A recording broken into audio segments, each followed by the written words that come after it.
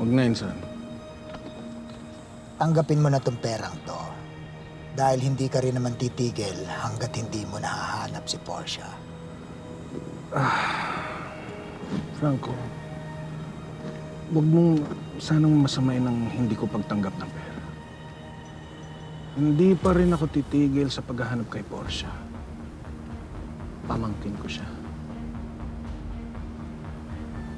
Mababawi ko yan si Portia. Yan ang pangako ko sa'yo. Siguraduhin mo lang, Sandy, ah. Tatapusin natin ang taong kumidnap sa anak ko.